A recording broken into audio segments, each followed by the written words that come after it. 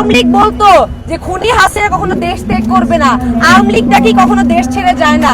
কিন্তু আমি বলতে চাই আপা অ্যাকচুয়ালি আমাদেরকে দেখিয়েছে she has made us fly। Obaidul Quader যে কথা বলতো আসলে আপা আজকে আমাদেরকে she has made us fly করেছে।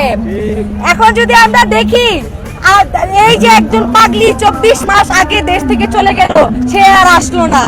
একটা বাংলা গানের মতন সে যে কেন এলো না আমার ভালো লাগে না।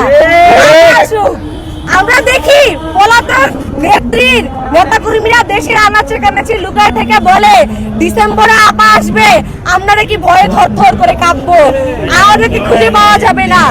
আমরা তো চাই এই খুনি হাসিনা বাংলাদেশে আসুক। এই যে আজকে দেখুন আমরা আমাদের আপাকে ফাঁসির দড়িতে ঝুলাবো, আমরা চাই বাস্তবে যেন তাকে আমরা ফাঁসির দড়িতে ঝুলাতে পারি।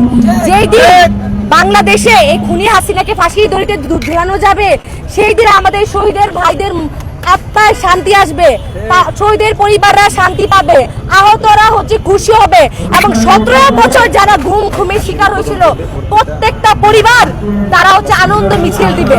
আমরা দেখেছিলাম ঠিক 24 মাস আগে শাহবাগের দৃশ্য কি ছিল, ঈদের আনন্দ ছিল, প্রতিটা রাস্তাঘাটে জনগণ কিভাবে উল্লাস করছিল।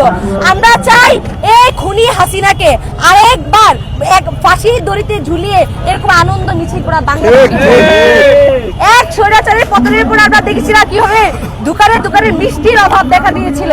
আমরা চাই বাংলাদেশে এরকম দৃশ্য আরেকবার হোক, এই হাসিনাকে আমরা ফাঁসি দিয়ে সকল দোকানের মিষ্টি আমরা বিতরণ করে দিব আমাদের ভাই বোনদের।